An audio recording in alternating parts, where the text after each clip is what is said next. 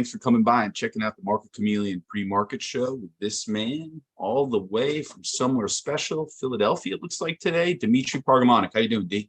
Good morning, Will. How are you? Good. You want to start with the disclaimer? It's up for everyone to look at.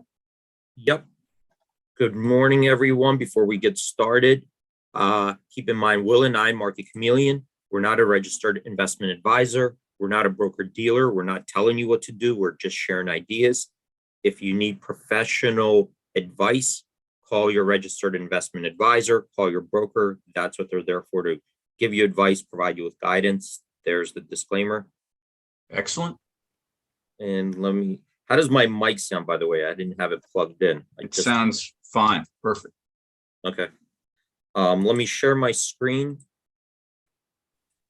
And if you guys have any questions, and there are two ways to ask your questions. You can put those questions in the live chat on YouTube. Will's watching it. He'll read it back to me.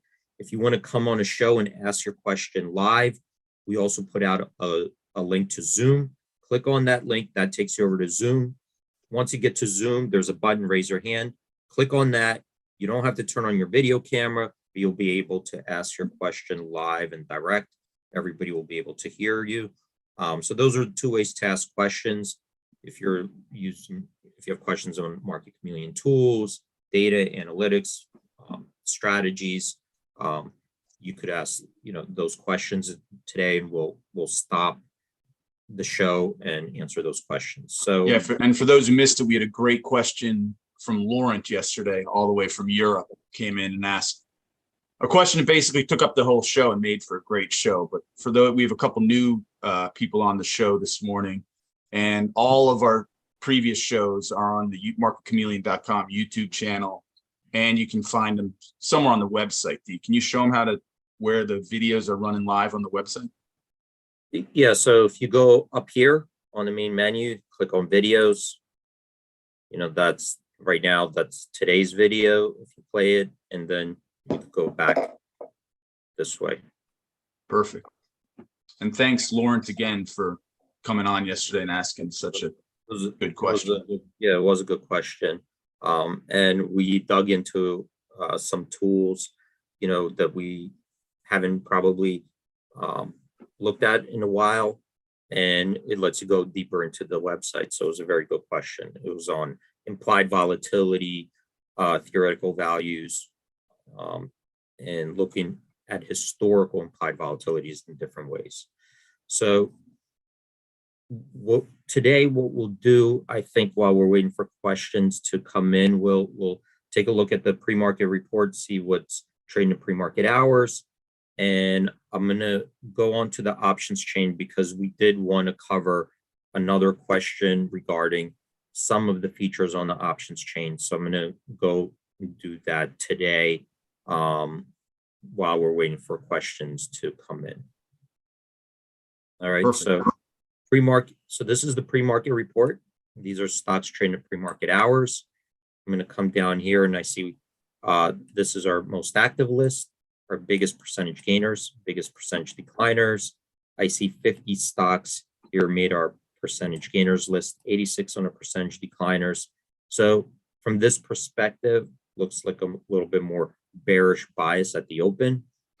I think that Snap is laying off 20% of its workforce. Seems like a large number. Is it? Snap is? Yeah. That's just reacting to this. So there you go, down 10%.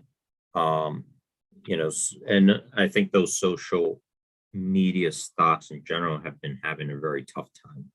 Now. I mean, if we are in a recession or moving into one, advertising is typically one of the first things businesses cut. So yeah. So if your model relies on advertising revenue, it could be rough for you for the foreseeable future. Right. So digital ad space under pressure. Also, I think just the social media companies now are seeing that model come under pressure with the privacy laws. I think there's something just passed in California, if I'm not mistaken, and California now is requiring social media companies to take into consideration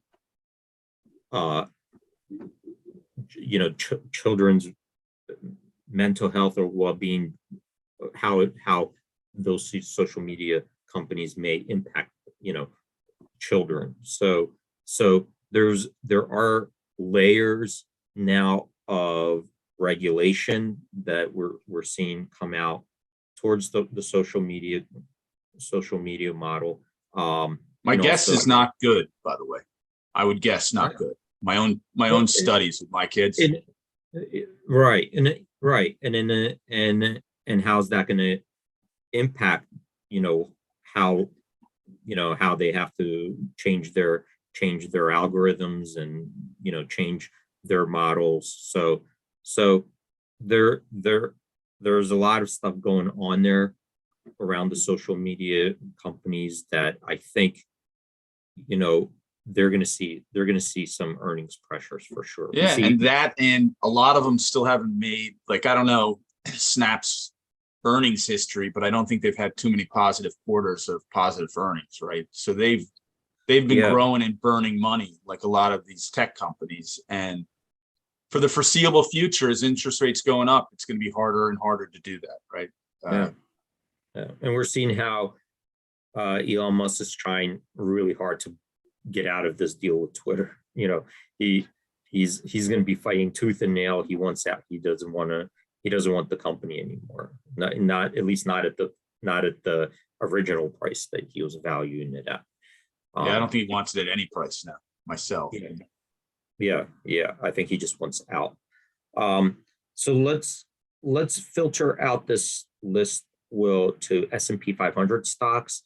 So we're going to take out small cap stocks, ETFs, leverage products, preferreds, all the other stuff, just to focus on companies that are in S&P 500. And to do that, I'm going to use the filters here in ETF, drop it down, I'm going to select the SPY ETF, which is the S&P 500 ETF, and that will filter out this list by holdings in SPY, which are the S&P 500 constituents.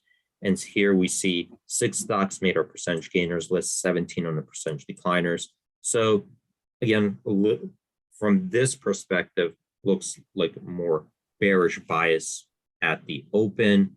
And I do think that, the markets are still trying to digest from Friday what the Fed has been signaling, how inflation going forward, how to look at inflation going forward, and how to look at monetary policy going forward, because it's not just monetary policy in America, but all the central banks are now starting to look at the global inflation, global productivity. They're seeing the benefits of globalization now either diminished or reversing. That's going to start impacting, that acted as a shock absorber to rising prices, right? And now we're starting to see that that's no longer going to, especially with after the war with Russia and Ukraine and the issues with China, that's really under suspicion now. And we're kind of moving backwards, right, towards the Cold War at this point. It's starting to look a lot more like the Cold War. What do you think? Yeah, no, it's really, we thought that period was behind us, at least I did. Little did I know. It's coming roaring back, and maybe more scary with, we talked about it a little bit off there. The feeling that China, because of their economy and, their direct, their history and what they want to achieve, it does feel like they may move across the, Strait of Taiwan, and, God only knows what happens then, right? Right. Listen, with what happened in Russia, I would have no idea. If you look at that RSX, which is the Russian ETF, and these publicly traded Russian companies, they basically suck all the equity out. I mean, they all went to zero, right? Assets were sold off. I mean, does the same thing happen to these Chinese companies if China invades Taiwan? I mean, what happens? It seems Yeah. to me like that's a real high probability that those companies get all the equity sucked out of them. No, for sure. And we've been talking about some of the other risks that, what are your legal rights when you buy these Chinese ADRs? I think in a situation where you have something like what happened in Russia, you really have no legal rights, right? Who are you going to sue? And that paper could just go.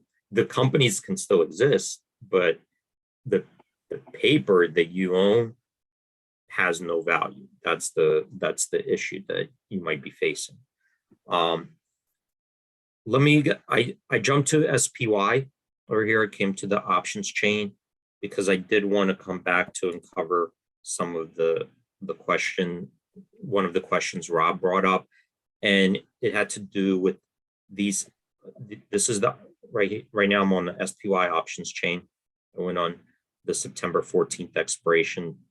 So we're looking at, here are the calls, here are the puts. And the question had to do with these top tabs. And the top tabs are kind of buttons to find quick reference points to match up with the strike prices. So this first one, when we talked about one standard deviation, this finds strikes that are the closest to one standard deviation away from the spot price. So here's 384, 415, and this is based on the implied volatilities around the at the money. Okay, so that's looking at the options chain in this expiration, converting the volatility at the money volatilities, and then translating it to a one standard deviation move up down. All right, so that was the first question. The next one was, well, what is this average up and down move? So these other ones are looking at here. I'll just go, these are quicker to explain. But here, if you click on this button, it highlights the strikes that have the most active call and put in this expiration. So the 400, we can see this put traded 5,347 contracts. So that's the most active. I can tell that's the most active put. And so this has to be the most active call, 2,853 contracts, which is the highest volume in any of the calls in this expiration. Other people like to look at where the 20-day moving average is, 50-day, 252 days. So the 20-day moving average is like right around here, 416, 418. Right, so we're below that. 50-day moving average, we're right at there now. 252-day moving average, 432, 434. So we're way above that. 2-week high low. So what was the 2-week range in SPY? So you could see here, 396 low, high somewhere around here. 1 month high low. So this is just looking at the range the stock traded in this time period. So 1 month high low around here for 430, 432. So we're below there, as low as 396. So we're closer to the low. And then this is the 52-week high low. So again, quick reference points if you want to see what the options are trading around those reference points. It highlights those strikes. So the kind of, there you go. These are the low, then the high up somewhere. Excuse me. Bless you. Then this is the next button, average up and down move. So I'm going to go to the return distribution tool to show you guys how that works. But before I do, just to quickly explain, remember, one standard deviation, that's based off the at the money implied volatilities in this expiration, right? 10 days to go, we look at the at the monies and then calculate a one standard deviation move up, down. The average up move, average down move is looking at the stock and saying, okay, we have 10 trading days left. If I go back in history and look at 10-day periods, how did the stock tend to do? And then it divides the moves into all the up moves versus all the down moves and looks at the average moves. So let's take a look how that looks. So I'm going to go here, this price action analysis tool. Really, I should probably rename it, but this is looking at historical price return distributions. And I'm going to put in SPY, and I'm going to look at, instead of rolling days, I'm going to look at intervals. So the idea there is that, starting from today goes back, whatever days I set, the number of days. So let's set the number of days to 10. So we'll go starting from yesterday's close, it'll go back 10 days, and then it'll start going back 10 days from there and 10 days from there, and calculate the returns from those two reference points, okay? And let's put 4 years of data. So this is, you could change this depending how far back you want to go. Let's keep it at 4 years of data. I'm going to run this analysis, and then I got statistics based on that, these parameters. So the first one looks at what usually happens over a 10-day period in the last 4 years. So we see that if we took a 10-day stretch, so the stock can move up and down, but over a 10-day period, 70% of the time, SPY was higher. Basically, was the returns were positive. 30% of the time, it was negative. So more up moves than down moves in the last 4 years. The average of all the moves, right, was about 0.5% plus 0.5%. The median, 1.13%. And you could see here, here's the distribution. So it's not, a perfect bell, right? It's skewed towards the upside. So the market tended to go up most often. And here's the histogram. So you could see here, the majority of the moves were right here, between 0 and 5%. Okay. So then what about just separating the up moves and down moves? So if we took all the moves and we divided into two buckets, one bucket positive moves, one bucket negative moves, because we want to see when it's up on average, how much is it up? When it's down on average, how much is it down? So here you see the skew, right? So here we see that even though more often it did go up, on average, the up moves were up 2.5%. The down moves on average were down 4.36%. So it's giving you a range of average up moves versus average down moves. So that's what we were looking at when I clicked on that button. It's looking at historically, if you think, more likely we're going up, the average move was up 2.57%. If you think we're going down, the average move down 4.36%. So the magnitude of the down moves were more severe, right? That's what this is showing us. If we wanted to see over a 10-day period, what was the max move up versus max move down? So in the last 4 years, biggest up move up 9.7%, biggest down move down 22.4%. So we could come down here and kind of get that history.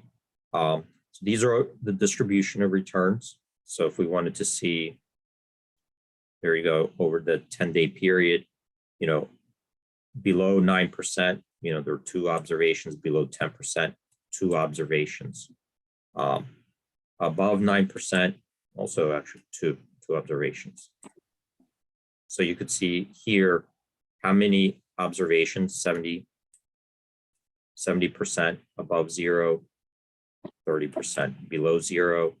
And then if you wanted to see based on a certain percentage move, you could do it here, right? If we wanted to go back and here the top 10 negative moves, top 10 positives. So this is shown as the dates that this happened. So between March 2nd and March 16th in 2020, market was down 22%. June 3rd to June 17th, the next one down 10.5%. This was in 2022, and so on. On the upside, we could see here March 16th to March 30th up 9.7. So you see this up move kind of followed this down move, right? So from March 2nd to March 16th, down 22%, and the next 10 days up 9.7. So very volatile. And this kind of breaks down keeps breaking down that data for you. If you wanted to do a quick reference and just say in the last 10 years, how many, over hey, here. D? Yeah. Fresh question from Rob relative to the discussion. He says, this is a great tool. When was it put on the site? I missed it completely. For those who don't know, Robert's, I don't know, Rob, tell me, you've been at least with us, I don't know, 3/4 of a year. You've been a great participant in the morning show. I don't know how long you've been on the site, but it's amazing how many tools we have within Market Chameleon for the community. It's Yeah, so this has been here for a while. This tool has been there for a pretty long time. I would say years, not recently. This has been there for years.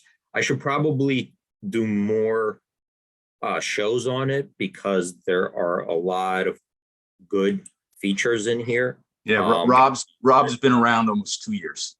Yeah, sorry for for longer than that. Yeah. But for longer than that. A lot of people, and he's on the show most days. So, yeah. It's amazing how many pieces of this product are out there. And we have to continually show people. How to use. Yep. Yeah. So, and I guess really while I'm on here, if you wanted to just enter in a percent move and see how frequently has that happened to the up or downside. So in the last 10 years, in the last 4 years, if I'm looking at a 10-day number of trading days, 10 days, and I'm curious to see, well, how often has it moved 4% up and down? And here it gives me the observations. So 12% of the observations, the stock moved down more than 4%, 14% of the observations, the stock moved up more than 4% in a 10-day period. So, if I was interested in say, well, what about 8%? Let's see if that. So here, 8%. So over a 10-day period, if you wanted to see, well, how frequently did it move that much? Here in the last 4 years, we see 3% of the observations were more than 8% down, 3% of the observations more than 8% up. Let's expand that. Let's go to 10 years. So I'm going to rerun 10 years of data, and then we could do the same thing. What did I say? 8. So over 10 years, it was even more rare, right? Over 10 years, only 1.2 of observations more than 8% up, and 1.2% of the observations, the stock was down more than 8%. So that was the historical, that was a quick demonstration on the historical return distribution. But what I could do is maybe come back to this tool tomorrow to show you how to use more of the features on this tool. Yeah, let's do that, because we did have one question and I missed it at the opening. It was from a new visitor to the Chameleon community in the morning, and he was asking, he thought the oils were a big piece of the move this morning. He was wondering how you separate, and he didn't get back to me. I'm assuming he was wondering how you separate the oils out. in the pre-market movers, what may be moving. My guess would be you have a drop down for XLE somewhere in the pre-market movers. Yeah, I think that maybe I'll have to go look to see if we have a drop down just for oil stocks. I mean, here, I think energy, we had oil and gas exploration. Let me see here. So you have a couple drop downs, which will. So oil and gas, energy might have a lot of them, right? So here's some energy stocks. Let me take a look. Oil services. Yep, those are all services stocks. So you can do it this way. And a lot of them are moving down this morning. Yeah. How would you do? Could you just show them how to stock screen it? Because I didn't get back. He didn't get back to me. I didn't know if it was the pre-market or the screeners. Could you just show them on the screeners real quick? We got about 3 minutes left. How you would look for oil and gas stocks in the screen? So under screens, if you're going in the stock screener, yeah, kind of the same thing. You could do by an ETF, right? Like the way I just showed you. So that would give you actual holdings in that ETF. Or I believe you could also do it, let me see, by industry. So what did he say? Oil. So here, oil and gas drilling, oil and gas equipment, midstream. So it's broken down, by different, I guess, industries within the oil. But select that oil and gas midstream. And then here you got 58 stocks in the stock screener. So that's one way to do it. Of course, you could create your own watch list of oil stocks that you like and then just filter by that. So you always have the option of just creating your own watch list, giving it a name, and then using it as a filter on the screener. Perfect. Well, hopefully that helped the new visitor to the site. Douglas was asking, I'm wondering, and I'm not exact, I mean, this may be a question that he can come on and ask live tomorrow. I'm wondering if there's a way to just consider running periods as units instead of regulating the periods to just the 10-day rigidly running the schedule. I'm not exactly sure what he means by that. Yeah, I'm not sure. So Douglas, tomorrow, if you want to come in, I put the link at the top of the show. You could ask that question live, maybe ask us what you're looking at. There was one last question from Tyson. Tyson was asking, one day, could we chat about the strangle showing the last 10 weeks, Monday through Wednesday at 100% win ratio? Is it a sell strangle strategy? Also, Tyson, that would be something maybe you can walk us through what exactly you're looking at to get to that breakdown. Yeah. And we can walk through with you. But again, those questions would be great live questions. If you come on the show, click on the link every morning. I put it at the top. There's a link to the Zoom. You then come on the Zoom and raise your hand or put a note in the YouTube that you're on the Zoom and have a question. These live questions are awesome and super helpful. Lauren, who is on today, has brought live questions for Robert, to name a few. I'd love to have Mike and Chuck come on with some questions one day and hear them live. But awesome job, everyone. Great job, Dima. Thanks, everyone, for joining. Stay safe out there. Have a great trading day and hope to see you guys tomorrow. Trade in peace, Chameleon.